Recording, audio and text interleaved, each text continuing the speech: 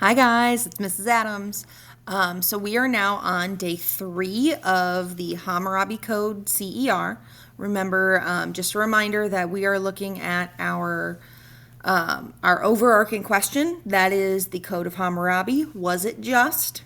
Just meaning what? Was it fair? So today we're going to look at our last couple documents. We're going to look at documents C, D, and maybe we'll get to E today. We'll find out if we have time.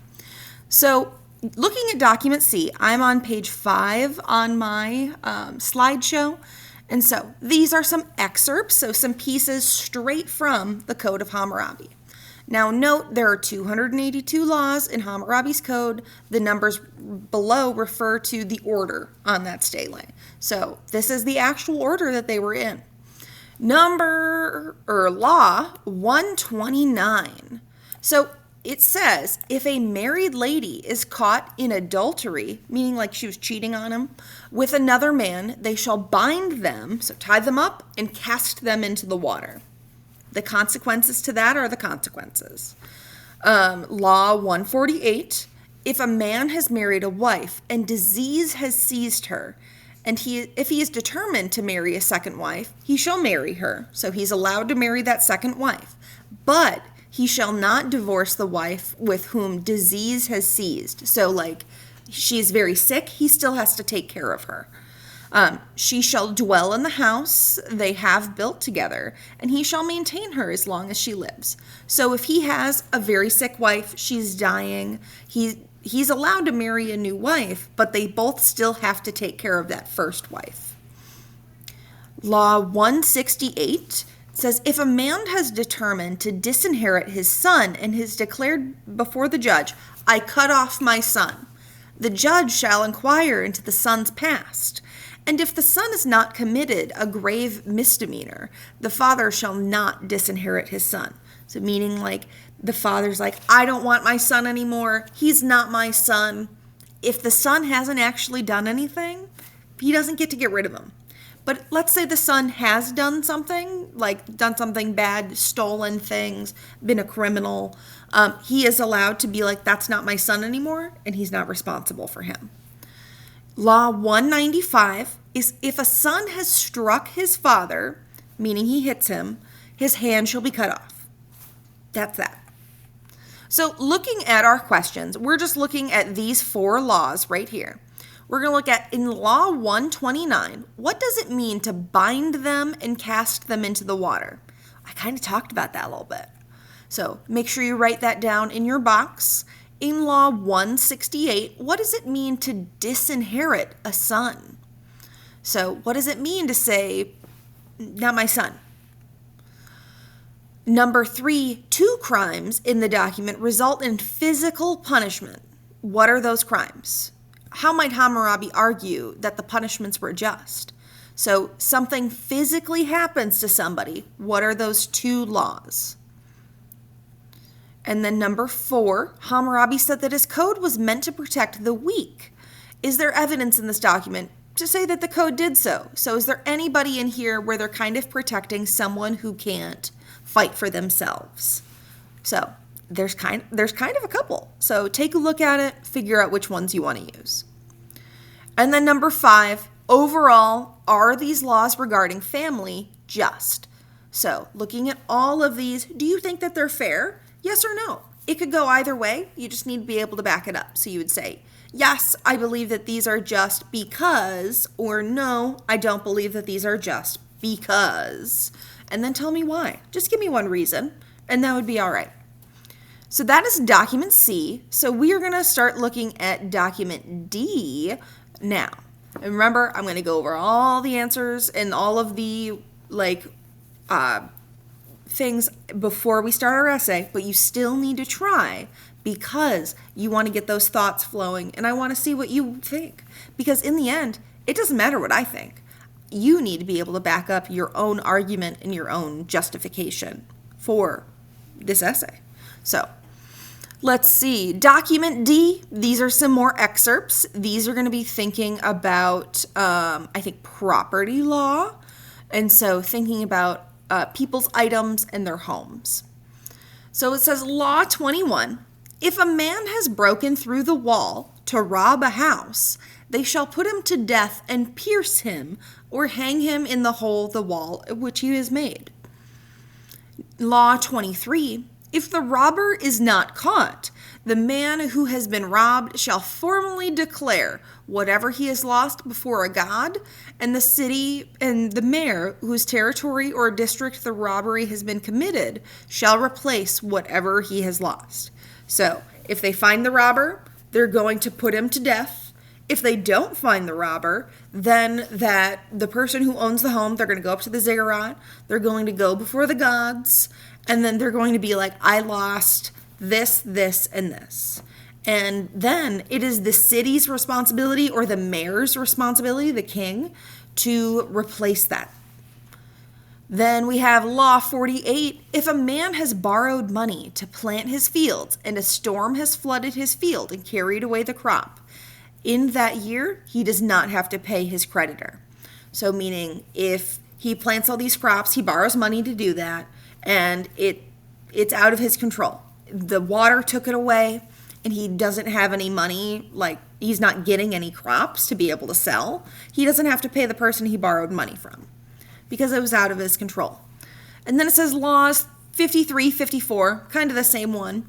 If a man has opened his trench for irrigation and the waters have flooded his neighbor's field, the man must restore the crop he has caused to be lost.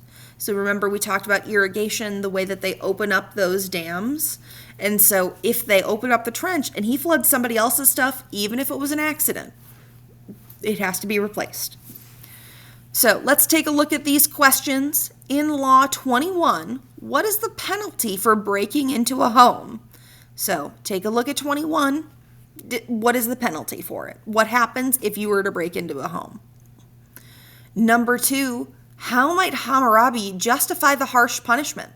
So how might Hammurabi say, you know what? This is fair because you did this, so now this is going to happen. In Law 23, if the robber is not caught, who reimburses the victim for his or her loss, their loss? So who has to, so they go before a god, and then who needs to replace that money, those items, who needs to do that? Number 4, how might Hammurabi have justified reimbursing the victim? So why would Hammurabi be like, yeah, that's your responsibility, like as a mayor or as a king, you need to replace that money or you need to replace those items? Why would he say that?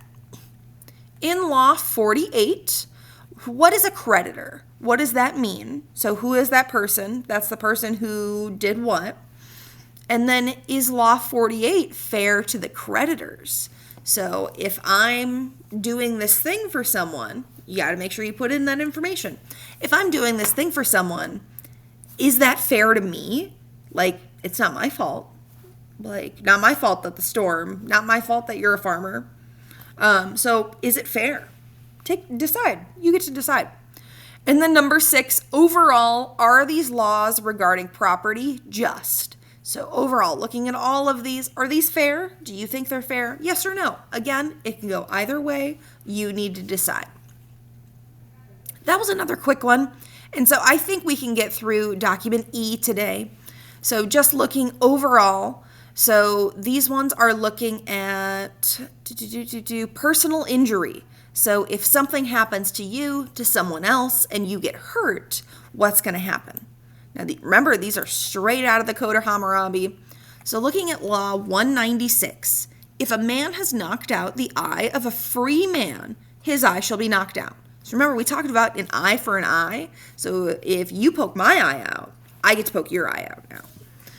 It says, Law 199, if he has knocked out the eye of a slave, he shall pay half of his value. Remember, we talk about slavery. It's going on at this time. And so if he has hurt a slave, and unfortunately it's somebody's property at this time, now he's kind of done away with their value, so now he has to pay for half of that because he did knock out half of their sight. Law 209, if a man strikes the daughter of a free man and causes her to lose the fruit of her womb, he shall pay 10 shekels of silver. So, the daughter of a free man, someone who is not a slave, and causes her to lose the fruit of her womb. Now, when they say the fruit of their womb, so like you'll learn about it in health, like a womb, it's part of the reproductive system for women, and then the fruit of the womb, that's a baby. So like if they hit her and she loses their baby, then he has to pay 10 shekels of silver. That's what they've kind of deemed the worth of a free man's daughter's baby. And then Law 213, if he has struck a slave girl of a free man and causes her to lose the fruit of her womb, so her child or like her pregnancy, he shall pay 2 shekels of silver. So because she's a slave girl, her pregnancy is only worth 2 shekels. All right, then in Law 215, if a surgeon has operated with a bronze lancet on the body of a free man and saves the man's life, he shall receive 10 shekels of silver. So, let's say I'm a surgeon, I save your life, you're a free man, then now you have to pay me because I saved your life. Then we have Law 218. If a surgeon has operated with a bronze lancet on a free man for a serious injury and it causes his death, the surgeon's hands will be cut off. So if he loses his patient, his hands are going to be cut off. So it is an incentive to be a good doctor. So let's take a look at, we're going to examine laws 196 and 199. So those are the ones up here, our top two. How do you think Hammurabi would justify the different punishments for the same crime? So how do you think that he would, between these two, why do you think that they have different punishments? Number 2, what is the meaning of the fruit of her womb? Again, I talked about that, so you could also go back in this video and then plug that in. Number 3, how might Hammurabi argue that laws 215 and 218 are just?